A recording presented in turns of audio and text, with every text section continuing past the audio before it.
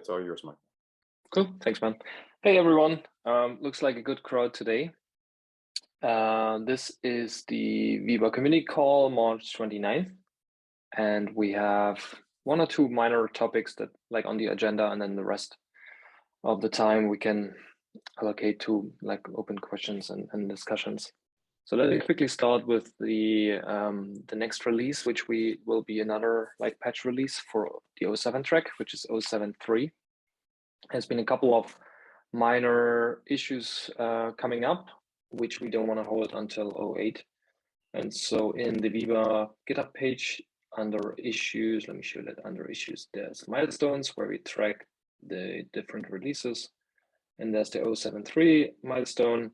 I'm just going to quickly go through some of the maybe burning issues that you might also run into. So there's one that came in last week, which is support for self-signed local registries. So meaning if you have deployed a custom or on-prem registry, container registry that VEBA should be using, but it uses custom self-signed certs, which might be not trusted, then VEBA is going to reject that. William has already resolved the issue. He's just like working on documentation and waiting for customer feedback. And once we have that, we'll basically update this one and put a documentation out. William, any comment on this one? I think that was clear, yeah. Then there was another one, which is proxy settings that came in yesterday, which caused an issue for 07.2. I think this is a quoting issue. We'll address this as well. And then some minor things on the website, on the documentation. So those are the things that we are tracking for 07.3. Might be out, we are currently targeting early April, depends on the availability of some folks. I think William's gone, Patrick's currently gone. So it might slip by another week or so. But we can always pull a pre-release if that's needed or blocking you. Any questions on these issues or other issues that are not documented yet?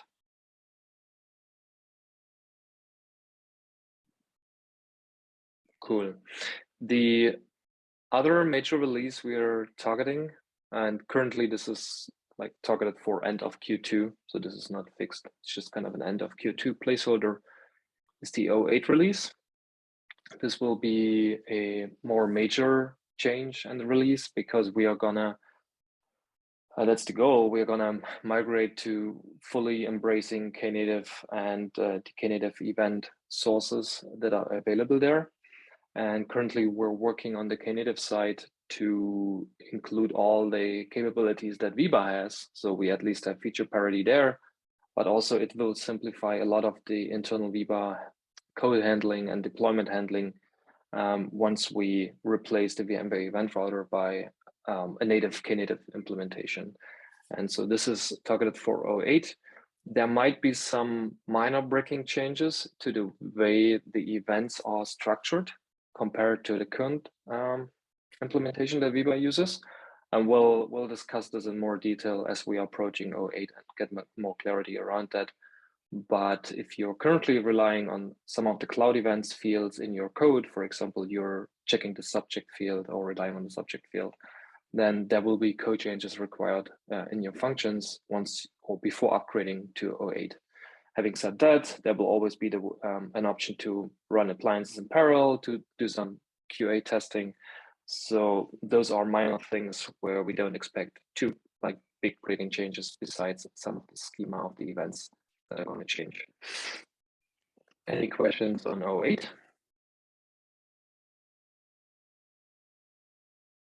Cool, that's all clear. So those were the two agenda items that I had. And if you want, you can put your stuff in chat or just open the mic and speak up if needed. Time is all yours.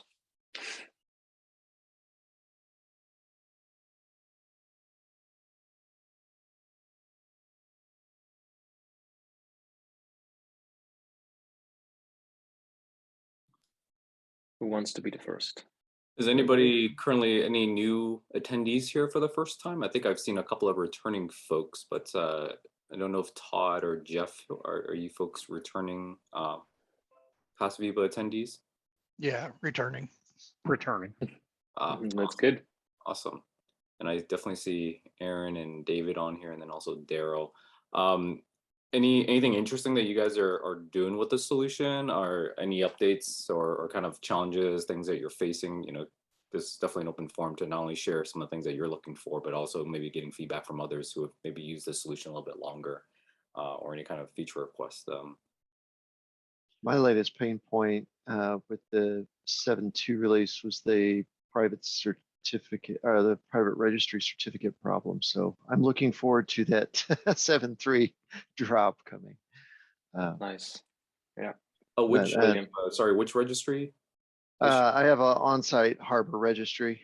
Okay. Well, for so my 073 won't resolve that image. because this is an update. I mean, while we're on the topic, we can certainly talk a little bit about this particular item. Okay. So 073 is not going to have anything that's going to resolve this, right? So generally, when you have a registry that doesn't use a fully trusted CA, that goes up to some type of top level domain, you're going to have to basically tell the system to trust it, right? This is a very classical thing. Right. And there's kind of two components that needs to get updated. This is, I actually talked to Patrick about this, and I just assumed like, hey, this should be a pretty easy thing to fix and update, and they should be able to find like a quick, blog tutorial. And so, to my surprise, or not surprise, of cloud native, many ways of doing things, and I think there's ways of doing it using Docker runtime. And as you know, or maybe others may not know, is that we migrated away from the Docker runtime to the container D runtime. So I figured like, hey, container D is fairly stable. They should be pretty well defined. Again, there's many ways of specifying that, but that is only like one half of the problem. And after digging into the issue a little bit more and poking around, it looked like the error was actually not necessarily coming from container D, which is one part of the system that needs to understand this root certificate, but also the Knative serving controller. And that was actually a surprise to me, actually. And there are some documentation on the Knative side. I honestly don't think it's actually well written because the way it's set up, it kind of describes like, hey, just take this YAML, update some fields, and magically it's going to work. And it actually does not go into any detail. And I think that's the same document that you had sent me, Michael. So Yep. net of it, you do need to create a net new secret in the Knative serving namespace. Unfortunately, there just wasn't clear instructions, and so maybe it just assumes you know how to do that, or it just assumes you know how this all maps to the different volume mount paths and all that. So I did a bit of troubleshooting yesterday, finally figured it all out. So I have it tested. I'm also using Harbor, using my virtual appliance. So that's actually good news for you, Aaron, because this should just work out of the box.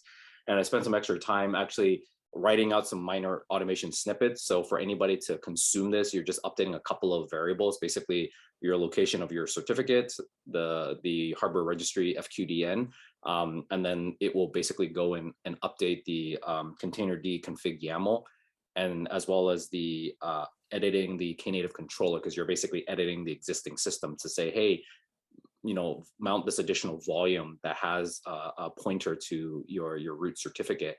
And then at that point in time, you should be able to deploy any function from any custom registry that's been added to the CA, and it should work. So lot of there to consume, but net of it, it's really two components, and I just wish it was a little bit more clear. And I was actually just surprised that nobody had clearly outlined like, hey, these are the two things you need to do. So yeah. I've got that blog post queued up. So I'll publish that. If you want to kick the tires on it, just let me know, via the issues. And then once that looks good, I'll go ahead and do a summarized version of that on the official VEBA documentation. Because I think we had something in the past for Docker runtime, and I think it's changed since then. So. Okay, cool. Thank you for a little work. Out of curiosity, does that include, in addition to the non-trusted certificate, does that include the authentication credentials to the image store, or is it expecting a public store on the repo? So that's where it gets interesting. So apparently in the container D config, if you look at it, there's like a multiple stanzas for plugin registry. And I did recall coming across some article that does talk about if you needed to specify username and password, you can. For this particular one, I just made it as like a public registry since it's something that I'm running in my environment. So let me see if I can find the one that has a username and password. But yeah, I feel like the container D stuff might be documented well, maybe in the API docs, but I just don't find too many examples of it. But that one should hopefully be a little bit easier, because now we know what needs to be changed. And if you have like credentials to your registry, I think the only delta there is that there's a section that has, I think it literally is just like username and password. So if I can't find it, we can queue that up, and then I can send that over to you. Okay. William, Thank you. William, Mike. wouldn't that be covered with image pool secrets?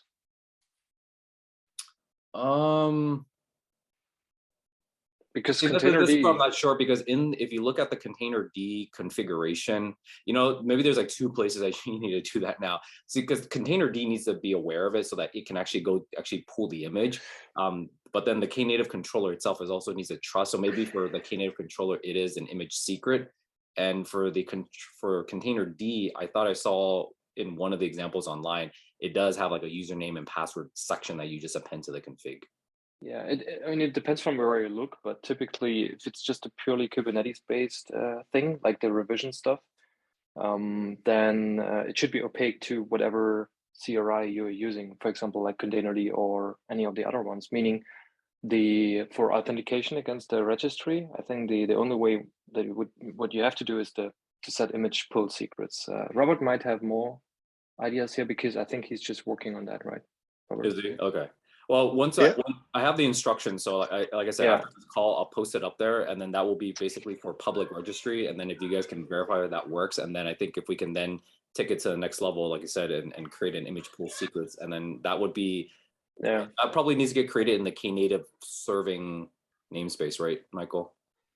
Yeah, I think we would just have to follow this guide here. I'll post it in the. Yep. Yeah, and so we can add that as a follow-up item once we kind of get the baseline working, just because it was not trivial from what I thought it was going to be. So, but a good question, Aaron, and hopefully we'll have a complete solution for you shortly. William, additional to this, are you planning to make this script, so basically the automation itself on the VEBA appliance, available for probably changing the certificates afterwards as well? So imagine during the deployment of the VEBA appliance, so this is what I understand, and please correct me if I'm wrong. This is not related to the certificate that lives on VEBA. Yeah. This has nothing to do with the certificate on VEBA itself. This is the registry root C. Exactly. And did you said that that you have to provide a username and a password during the deployment, so in the OVF properties? No. Okay, so I get it wrong. Not touching anything on the appliance. This is something that you would do post-deployment, because this is not something that everybody has a requirement for. Yeah. Yeah, exactly. And that makes sense. Okay, good. Sorry.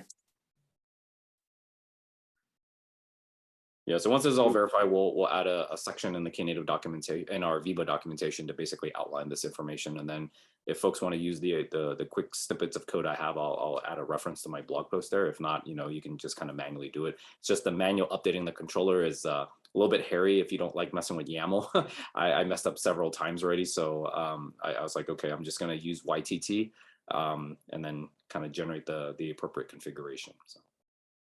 Nice. I think we'll have a section here in advanced then.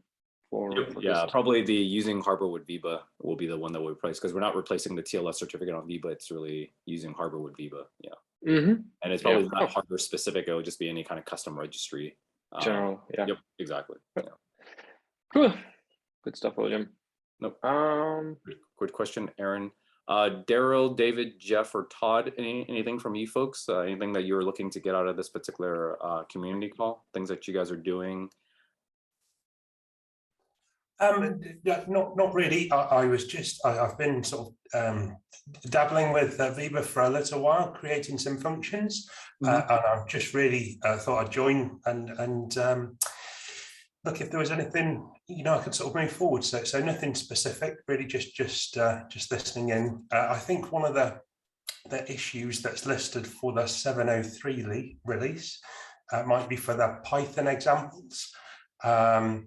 That they were the Flask version causes a dependency conflict, and they're kind of out of date. So I was going to look at submitting, retesting them, updating them, and resubmitting updates for those, but I haven't got around to it just yet because I'm writing a Carbon Black integration example, and when that's done, we're going to submit that. And after that submission, I've worked out the pull request process in order to submit this pull request that has these fixes in. Sorry, that was a long answer. But, No, fantastic. Look forward to the carbon black example. So thanks for that.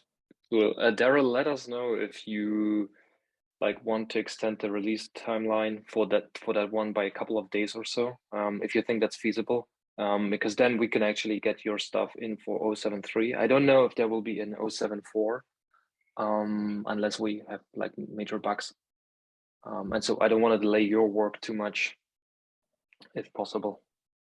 I will do. I guess one quick question. Did you say Patrick was on vacation at the moment? Yes, this week. Yeah, this week. Oh, no problem. I was going to go through the pull request process with him, but I guess that will not be this week. And so. Oh, you can ping me. You can ping me, Daryl. Oh, cool. Yeah. Okay. Thanks, and Michael. He also just did. I don't know if you saw it, Patrick Brimmer. He just did some updated posts. What's his blog? Oh, anyone knows it? Oh, this. No, it's at the top. Top. Oh, you're at the top. Very top. Oh, I thought this was a sponsored. He did a couple of updated one because we have function templates, especially for PowerCLI. And so he did some recent blog posts on, how to get started and contributing. I don't know if you've seen that, Daryl. That might be helpful. I have, Okay. but I found the one on creating a pull request, but it didn't go to plan. So a few months ago, I tried to submit an example, and it all got a little bit complicated for me. So he was going to walk through with me the process, I think, just to get everything signed, squashed, and all. Oh, yeah.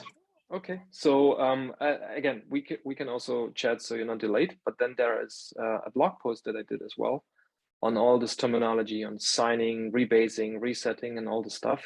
I'll just put it here, and it has a section where it's like an FAQ kind of style. So let me just put it here. Function carbon black function work in progress. Right.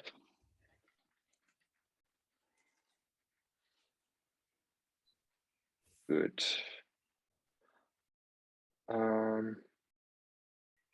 David, Jeff, Todd, anything? Nothing much from me. I turned up much for the same reasons as Daryl, really, just to listen in. I've been a bit hands off VEBA recently, so new job and everything. So Good. has changed slightly, but yeah, no, I just wanted to keep up to date with stuff, really. And, cool, but still Visual stuff you're doing? Yeah. No, very VMware product focused. I'm doing loads of Tanzu stuff at the minute, so. Even better. Nice. And some code stream as well. Perfect. Yeah, so similar, nothing specific for me. I was just trying, I like to bounce in and try to keep up to date with where you're all headed. I had worked with it in the past in the 0.4.5 release, and then it kind of got tabled to the side, and we've had some organizational changes that have redirected my focus for a while. So I want to get back into it. I just haven't quite found the time in the last couple of months. That's fair, no worries. And typically it's, you get a use case on the table or a problem to solve, and then you're like, oh, there was this VEBA thing that this is a perfect fit for. So yeah. I have a question, and this, I think, Aaron, you brought this up a while ago, which is performance issues with RabbitMQ and like the way events are processed, right? And so we did, we did fix that with 0.7.2, and I was curious if you are already on 0.7.2 and you saw some performance and throughput improvements. I unfortunately haven't had a chance to test it. All of my images are in my private repository or registry. And so I was fighting that beast, trying to get the appliance up in my lab. So once I can get past that hurdle, I look to rerunning the stress test on there when I've got some free time. Yes, and there might be some like additional changes that you would have to do on a trigger, because what we didn't want is to break the existing behavior. And so I think by default, it will run in this low throughput, but first in, first out mode. And there's a couple of like just annotations that you would set in a trigger to say, oh, I want this actually to scale out. Okay. But it might also be that it would just do function auto scaling as well. So in your function. So I'm not sure here if there's actually manual work involved. Yeah, it might just also work. Oh, Okay. just I'll give it a try. Yeah, Yeah. you should see scaling. You should see scaling happening, I guess. Cool. Thank you, guys. Awesome. I'll definitely make sure I get that blog post out sooner rather than later. Make sure that you can get. Yeah. I've got plenty of other work to keep me busy. So. Awesome. I think before you jumped in, Michael, I think Todd, did you have something to add? I saw you unmute yourself. Oh no, I've just been playing with VEBA in my spare time. I have it installed on a Kubernetes cluster. I haven't deployed the appliance. Oh, okay. Any particular use cases that you were kind of inquiring about?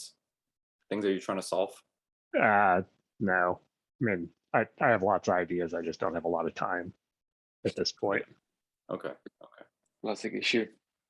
Yeah, so maybe something of what we are driving behind the scenes. So obviously we are trying to get more VMware products to emit events. So that's what we are working on.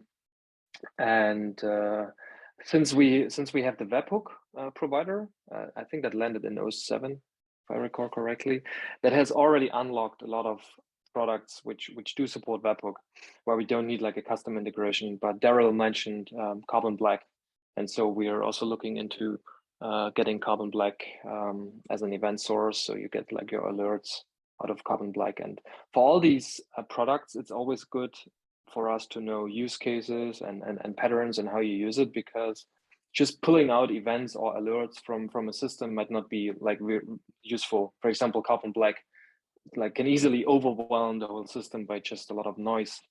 And so we're I was also talking to Daryl and some other folks there to get a better understanding of which kind of events would make sense and how can we convert alerts to events, because not every product has an understanding or a notion of an event in the system. So if you see, or if you have a user of VMware product X and you would love to see that being incorporated into VEBA, just reach out and then we can chat and discuss use cases. I do have a couple of questions if there's an opening. Sure. Relating to the examples, going back several months when you and I and William talked on the phone once, you were talking about pipeline. I think you called it pipelining, where you, for more efficiency, break out a single larger function type process into multiple, functions as a service, and then kind of run through that.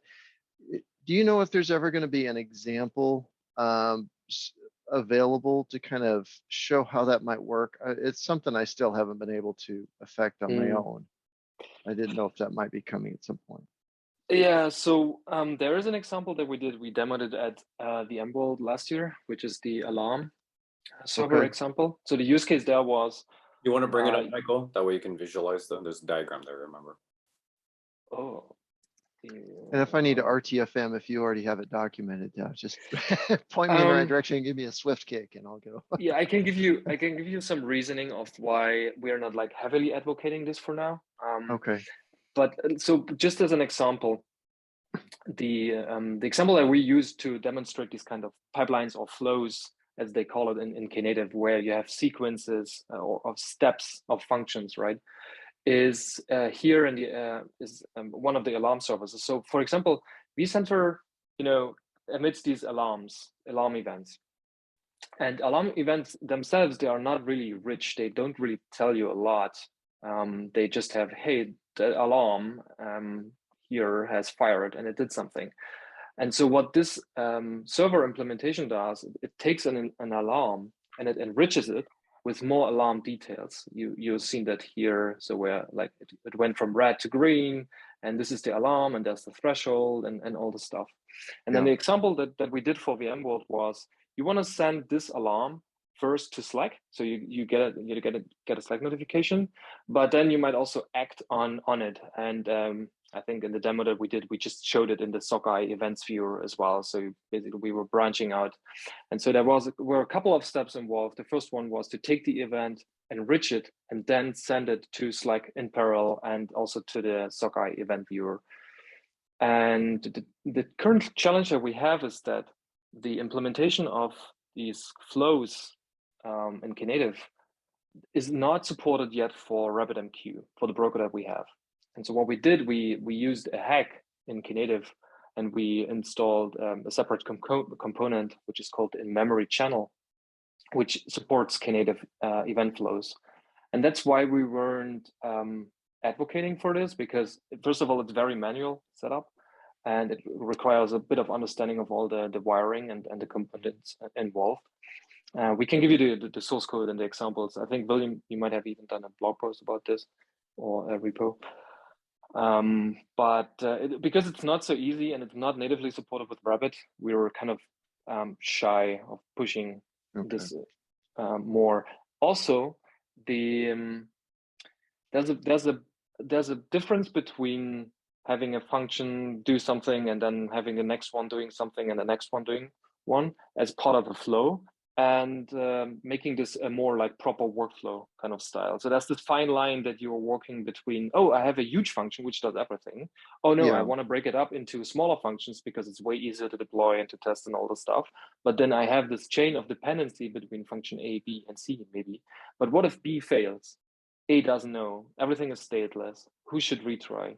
And so flows don't really give you some nice ways to say, oh, just wait 5 minutes or retry 3 times. It's hard to express that in flows. Okay. Flows work nicely if you want to branch out, do parallel stuff, or have a very easy do this and then that one. But once you get into more like network, like distributed systems challenges where things can break along the lines, you're better off using a workflow system.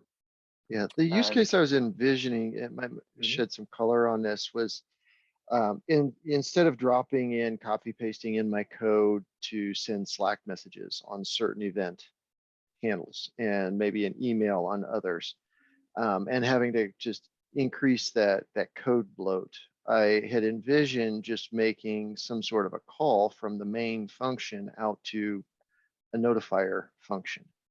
And then if I ever needed to change any of the configurations for the notifiers, I wouldn't have to dig into every single one of my VEBA functions and recode or change a whole bunch of secrets that are sprawling. But I could just do that in one place. And I don't know if that's an efficient use of the platform. It would probably also have a requirement for the VEBA parallelization as well, so that you don't overwhelm the queue with notifications. But if you think that's a bad idea or there's another better way of going about it, I'm interested in that as well. Yeah, so your use case is like having a proxy function which then calls other notifiers, but the proxy function does all the logic, the authentication and stuff. Is that correct? Well, it should just be like where you might do a curl command or something to send a Slack message, right? Instead of having to have all of the configuration and everything pertinent to that Slack notification in every function, to have it external so that it can be managed. So say if I'm using Slack today, but next month I'm told I need to change to Teams or to some internal tool, then I just have to go in there and change that one function, and then everything's done. I don't have to go in and touch everything else. What is everything else? Well, okay, so if I've got, well, shoot, I've probably got 8 or 9 VEBA functions running in production. And I have 3 separate VEBA appliances for each of our primary data centers. So you can see the amount of functions I would have to touch. A lot of these are duplicates, but with just different secrets for their, site-specific dependencies. But I would have to, reburn a new image, first update the code, reburn a new image, and then push those out to each of the appliances. Whereas if I can, and that's for each individual function, so it multiplies out. If I could just update a notification function on each of those appliances, then that's a one shot. The, And there may be some what, other use cases that would fit into that as well, but that's the one I'm working on. There was a function that PK did once where he built like a generic Python function, which you could configure to do Teams and Slack and I think Discord, like a handful of others. And you would just provide a configuration file, and the function would adapt to whatever is in the configuration file. We have not yet ported this to VEBA. First, because PK is busy with other stuff, and then second, because it's kind of an anti-pattern to have like this bigger, more generic kind of function. I mean, in your case, it sounds reasonable, but my answer to your case would be to do some more automation on the function deployment in a GitOps style, for example, so that the pain to distribute these functions to your 3 environments is less and not so high. Sounds like there's a lot of manual work right now on your end that you would have to do to update the functions and create functions and all the stuff.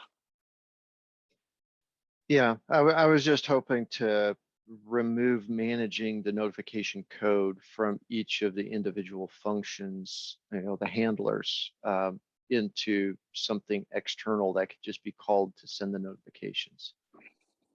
Yeah, I think PK struggled with these external systems having different formats of message bodies and formatting. So for him, like the code and the complexity grew as part of his function.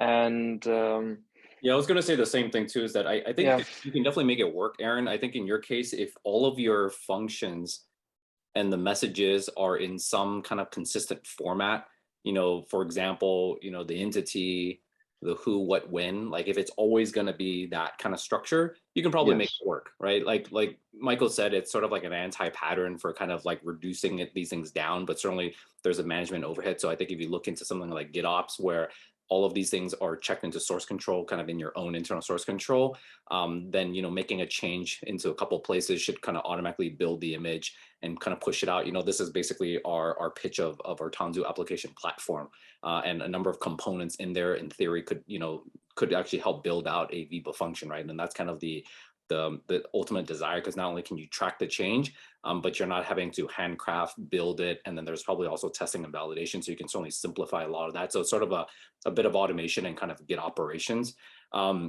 On the flip side, assuming that if you still want to kind of go down the path of having a single notifier function, it works well if your standard output, and it's always going to roughly look at like this particular payload. To try to provide a generic version of that would fit in every customer's environment. I think that's where the challenge, and that's why we're kind of bringing it up. So I think for your own environment, you can probably make it work. Now, obviously, this notifier function needs to run somewhere that's going to be highly available. So I don't know if you were planning on running one per data center. That way, instead of managing, n number of functions, you just manage, that single notifier function. So you basically reduce it down significantly. So those are kind of the things to consider. But ultimately, if you were to build this, it really is just taking one of these examples and kind of stripping it out. And these generic functions just basically subscribe to the event and basically forward its payload elsewhere, right? And you can think of that like a webhook, because today when you deploy a function, if you've set up dynamic DNS behind the scenes, you can actually call, you can create a notifier, and that notifier can basically take in requests, and you can even put in credentials if you need it. But if it's a trusted environment, you can keep it super simple, right? And for example, if you had a powered off event and a powered on event, and let's say these are 2 different functions, when it gets it, right, it would get the payload, and all the code would do was just simply take that and just forward that off to your notifier function, which could simply just be another VEBA function. And the fact that you're deploying in VEBA also makes it being served up by Knative. And so now you actually have an HTTPS endpoint that you can specify. So these are all things that you can do, and we have some examples of that. And so, and I think Michael's probably going to comment something around REST API calls here. So. Yeah, that's the one that PK did for OpenFaaS, and let's just quickly look at the handler. So he built kind of a meta scheme, if you will, to parse that, and he has a description of the meta. Here's the meta files for like Zdesk, where he uses this kind of mapping and body structure to then craft a proper REST call for these APIs. So he was going to say, well, so he was simplifying on a per communication channel thing, and I think Aaron's already kind of maybe picked one, and I guess that as long as you know all the common objects, right? Because for example, a powered on, structure has less information versus say like a reconfigured. So if you start to deploy all sorts of function and you have other folks contributing, then it might be very difficult to basically come to this kind of standard format, yet alone if you wanted to use multiple channels like Microsoft Teams or Slack. So I see this as like kind of two different things that you may have to consider depending on sort of what you're trying to standardize on within your environment. Yeah, and internally, I already have the notification as a subroutine for PowerShell, and I'm just passing it like the secret values and a string. So I'm not worried about doing any funny formatting or any imagery or anything like that in the message. I just want to send a text string to this channel. With these credentials. And so I feel like a sequence, Michael, like a sequence could probably work, but then obviously we don't have support for Rabbit right now, right? Yeah. So I think in Aaron's case, he would just have to build like a generic REST API function, which understands some of the specifics of the target. Like basically here, if you look at Zdesk, that's the URL you need to call, versus if you want to send it to Slack, that would be the URL, right? So this is configuration, so you can totally make this work. And I can put this link here to give you some inspiration there. As long as it's just REST and HTTP, you don't even have to have additional libraries, because typically a concern is with these growing functions. If they do too much, you're linking in like SDKs, stay for Slack or whatever, right? And then your dependency tree of the function grows. And then whenever something changes, even though the current code doesn't use Slack because it does use Teams, you would have to patch it because the function is vulnerable. Versus if you have them distributed and you say, I've got Teams functions and Slack functions. Currently, I'm just using Teams. You don't have to patch the Slack one or to roll it out because there's no code running. What I'm hearing from Aaron is that that's not necessarily the challenge, Michael, that if he were to pick one, he would pick either Slack or Teams. So it would still be one channel. I think it's more of consolidating all the different functions so that it doesn't have that Slack secret. Correct. Yeah, that's what. Yeah, what I mean is, as long as it's just a REST call and Aaron is not using SDK specifics for Slack, right? Because these providers also have SDKs to make the lives easier for these calls.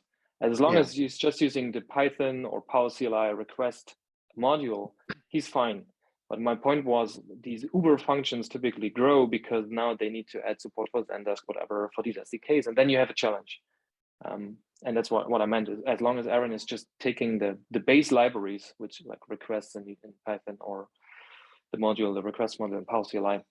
Well, I mean, if he's only using Slack, I think it's okay to use the Slack SDK. I don't think he's having to support multiple communication channels. But he said if he wants to change it. Right, if he wants to change it, but then you would just swap out the Slack code for your Teams code. I mean, yeah, you can always keep it generic as REST API. Yeah, most of these are pretty simple to use, but I mean, if you wanted to use like the SDK, I don't think it's the end of the day, right? I don't think he's trying to support multiple is how I understood it. Like if you wanted to change it, this would be the one place that he would change the code, versus today, he would have to re-update all the different functions and update it. And yeah, there's a case for just using generic REST API, but some of these depending on the languages, the SDK could make it easier to consume. I mean, most of the ones that I've seen thus far, the payloads are pretty simple, but somebody might still prefer like an SDK. But I don't think that's the challenge right now, though. Just to mention as well, right? That function that we have written, trying to submit, right, for the Colin Black one, we had a similar discussion while we were doing that about two aspects of this, right? And it was portability between environments, and ours. I think it writes a log message to Slack, and we were going to have it also write something to the ServiceNow API and stuff. And we sort of went through it and had a look at using Knative flows. But as you were saying earlier on, right, the dependency tree and things got all quite confusing. And then we started looking at implementing the calls and the code as a REST API call to Slack. And as you were saying, that ends up adding quite a bit of code to your your function, and we ultimately ended up going for the Slack SDK, which just takes 3 variables. So the authentication, the link to your Slack instance, and the message, right? And the Microsoft Graph REST API, I think, which is what you'd use for Teams, uses very similar like authentication URL and the message body. And I guess the thing that we found was we thought using the SDK would add like complexity and dependencies and stuff because they go out of date, as we were also saying before. And that took us down the path of using build packs. So the cloud build packs to create the functions. And the benefit that gave us was it allowed us the flexibility to use the different SDKs, do you know what I mean? And life cycle manage them incredibly easy. So that was the path we took, right? And using build packs really sort of offered quite a lot to our development workflow. And I think, Michael, you'd mentioned that we can extend that further, possibly. Instead of using build packs, use like the Knative CLI function plugin, which automates it further, right? So I agree that there is that lifecycle management aspect of pulling in SDKs, but I think there are, solutions and things that can help with that lifecycle management and fast iteration of all of your dependencies. That's a good point, yeah. Yeah, exactly. And I think that kind of, I think an ideal world, spot on, Darryl. I think an ideal world that, it's automated and leveraging things like build pack. I will say that for build packs, there is not official support. I think we were still talking to the team about PowerShell support. It looked like in one of the updates, I think Michael discovered this on Twitter actually, was that they had a PowerShell, was that correct? There was like a PowerShell, or sorry, no, .NET build pack. And because PowerShell core uses that, we were talking to the team. I think they were still investigating, and I even had an open PR with the build pack team for the .NET kind of community. So we should follow back up with that. But yeah, we do have build packs in place, and you do have the ability to type up some kind of a pipeline or get ops and all that, then yeah, this definitely further simplifies it. And again, ultimately, this boils down back to you as the developer or the person writing the logic. You can focus on what you're trying to accomplish and kind of forget about all the nitty gritties of like, do you have all the latest security, all the binaries and all that? And that's kind of part of our overall TAP strategy as well, right? So you can kind of plug into these things. But if you're just writing basic functions, you may or may not want to set all that up. So, it's a trade-off depending on sort of like how much automation you want to kind of build into it. Yeah, that's true. And just one comment on the plugin that Darryl mentioned, the KNFunk plugin. I use it for bootstrapping any of these language-based examples because it's literally just a KNFunk and then create and build and deploy. So they have their own lifecycle. But if you're like new to this whole topic and you're not aware of the VEBA specifics for the function YAML and the triggers and the specification, this won't give you much. And so if you're new to the whole space, then it's probably good to just clone from the templates that we have in VEBA, or using one of the examples and then change them. If you're more sophisticated and you kind of already versed with the stuff, then KNFunk or build packs definitely is worth a look as well. I pasted it into the. I put I just added the GitHub issue that I filed on the build pack for adding support for PowerShell. Ah, yeah. Yeah, and it looks like they were kind of looking into it. Oh yeah, so the last update was it looked like based on what they had, it should work. Now, obviously, our PowerShell and PowerCLI container images uses Photon, just because it's highly optimized for what we need. And so right now, build packs for .NET Core only supports Ubuntu. So the last update was roughly about a month ago. I took our PowerShell, PowerCLI container image and basically ported it over to Ubuntu.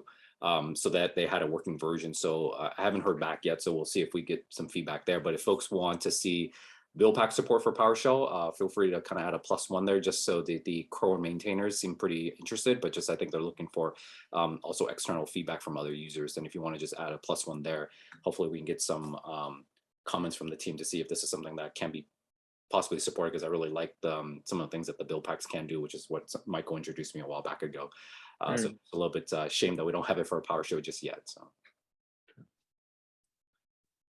And just to mention, probably inconsequential, that I didn't know anything about build packs until about 2 days before using them, and it was a bit of a learning curve, but it was not bad, and I kind of just wrote up my findings. I've popped it in the chat. So, but it was quite easy really to get into. Obviously, if it doesn't support PowerShell .NET just yet, that's one thing. But for Python ones, it was really really quite straightforward to get running. I'll put your write up in the notes as well, Dara.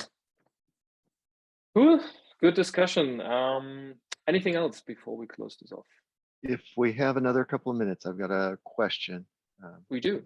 So with the deprecation of deploying VEBA to an external Kubernetes stack, what is the existing plan, or is there a plan to provide high availability for the VEBA functions and service? So there's no deprecation for deploying VEBA to an existing Kubernetes stack. Okay. Yeah, so because today VEBA can be kind of consumed in two models, right? The core base of the code base is a Kubernetes application, and that has always been the case, and you can deploy it via Helm, which Michael's been updating.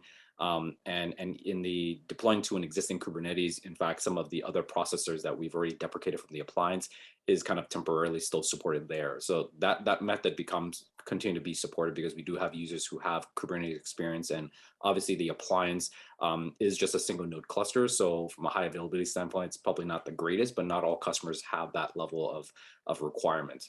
So let me know if that helps answer the initial question, or if you had further commentary after that. Okay, now I'll have to look into that.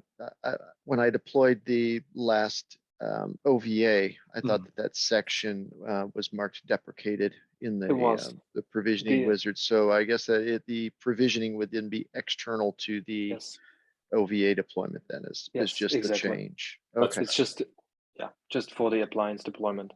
You can still do it manually. That's right. Okay, good deal. And, thank you, Aaron. As we are marching towards the 08 release, where we will likely then remove the event router completely because we have all the capabilities natively in Knative, then this will be even a much smoother installation because it's all kind of Knative within the Knative environment and installation process. Okay. And not to just mention that, and not only that, not just the event router component, right? But we're also working on the other processor port in terms of like webhook support and all that type of thing. So not only you'll have, one-for-one translation from sort of the open source to commercial offering. And so for any customer that's interested in kind of like a commercial offering and says, hey, I want to be able to use my VEBA functions in the open source and just move that into a supported mechanism. We do have customers where that is important. That will be a reality. So for our 8.0 release, you will literally see no difference between the open source and the commercial offering, minus some things that we're kind of still exploring. So for example, the VEBA UI that we built for the vSphere UI client, but we want to make sure that it can translate across the board, and that's going to be a huge thing for anybody. And so that means that if you use the appliance form factor, your functions will work as is. If you deploy it to your own Kubernetes cluster, it'll work as is using cloud native runtime. And that means that for supportability for commercial, that's something that'll be very valid for anybody that's basically kicking the tires and then just say, hey, I want a path to something that's well tested. And that could be our Kubernetes runtime, or you can use any conformer Kubernetes to kind of deploy that cloud native runtime stack. And today, going forward, this will be basically packaged as part of our Tanzu application platform. And that includes things like, build packs, cartographer, all these different components, right? So for organizations that want to kind of go through this full lifecycle management of their code base, which could eventually include VEBA functions, especially for Python, those componentries are there already. And so you can literally use kind of like the TAP ecosystem to get all these benefits such that, your code can go from source to deployed into an environment that's starting to react to particular events. Okay. That sounds good. Thank you. Yep. One other curiosity. I assume that when you guys are testing the deployment against an existing stack, you're doing so against Tanzu. Are you also going against some of the other vendor solutions like K3 or MicroK8s or anything else in order to? I assume that there's not going to be too much change, but a lot of them have different networking and other components of K8s that differ between them. Yeah, we're not doing any kind of like active testing. I think some folks are kind of using vanilla Kubernetes. At the end of the day, as long as you have conformant Kubernetes, this is what Knative and the upstream folks are testing against. They probably are testing across a number of distributions, but at the end of the day, as long as you're conformant Kubernetes, it doesn't really matter, right? So you can certainly use a different CNI. In our platform, we need storage, obviously, and for our appliance model, we're specifically using non-load balancer. But if you've got a load balancer set up, then that makes the process even simpler. But if you needed like a specific distribution, I would probably point you to the Knative upstream and seeing is there a distribution that is or is not covered. For something like K3S, because it's a very small footprint, you may or may not have all the bells and whistles. So generally, I would look for more like a near enterprise grade or just kind of vanilla Kubernetes as a starting base. Okay. Yeah, if there's something in particular you can certainly ask or that you're inquiring about, but I know folks have done this across a number of the Tanzu offerings that we have officially at VMware, just because it's easier for us to deploy. I've deployed this on TCE, that's a free enterprise grade Kubernetes that VMware offers up to the community completely free. And in fact, it has all the key features from our primary enterprise offering, just that it's community supported. So if you wanted something that just works, has a great community that's been built up, I would look into the Tanzu Community Edition.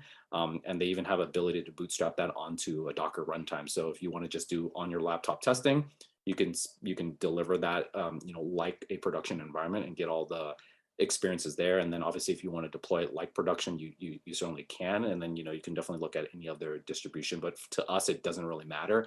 It's just Kubernetes at the end of the day. Okay, thank you. Yep. Any other questions before we close out the call? Really, really great discussion. So really appreciate it. And thanks for all the feedback and insights. And Aaron, I will, once this call concludes, I'll go and get that post published, and then I'll drop a note in the GitHub issues, and hopefully we'll unblock you so you can get some more interesting things with VEBA. Thank you, William. Yep. Okay, let me go ahead. Thanks, everyone. Stop the recording.